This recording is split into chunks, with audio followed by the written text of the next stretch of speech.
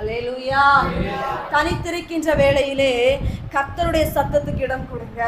ஆதாம் ஏவாள் தனித்திருக்கின்ற நேரத்திலே பிசாசானவனுடைய சத்தத்துக்கு இடம் கொடுத்தாங்க.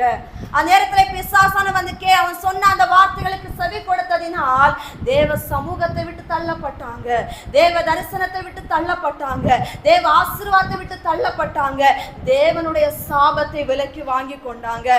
ஒரு மனிதன் இடுகிற சாபத்தை விட படைத்த தேவன் போடுகிற சாபம் எத்தனை எத்தனை வழிகள் நிறைந்தது. என் அன்பு ஜனமே, தேவனுடைய கரத்தினால் ஆசீர்வாதத்தை மாத்திரம் பெற்றுக்கொள்வதற்கே படைக்கப்பட்ட சந்ததிகள் தான் நீங்களும் நானும். ஆனால் முதலாவது உருவாக்கப்பட்ட தேவ ஜனங்களே தேவனுடைய வாயினால் ஆசீர்வாதத்தை அல்ல சாபத்தை விலக்கி வாங்கி கொண்டார்கள், சாபத்தை சம்பாதித்துக் கொண்டார்கள். எதனால்? கர்த்தருடைய சத்தத்தை கேட்க மறந்தவர்களாய் சத்துருவின் சத்தத்திற்கு இடம் கொடுத்த காரணத்தினால் வாழ்க்கையில சாபம் வந்தது, வாழ்க்கையில வலிகள் வந்தது, வாழ்க்கையில இழப்புகள் வந்தது, வாழ்க்கையில போராட்டங்கள் வந்தது. ரத்தம் சிந்துதலை போல வேர்வையை சிந்தி உழைத்து வலிகளோடு போராட்டத்தோடு தான் நீ வாழ வேண்டும் என்கின்ற வேதனை நிறைந்த வாழ்க்கை யாரால் கொடுக்கப்பட்டது? பிசாசானவனால் அல்ல, பிசாசின் சத்தத்துக்கு செவி கொடுத்ததினால் தேவனால் அவர்களுக்கு வலிகள் கொடுக்கப்பட்டது.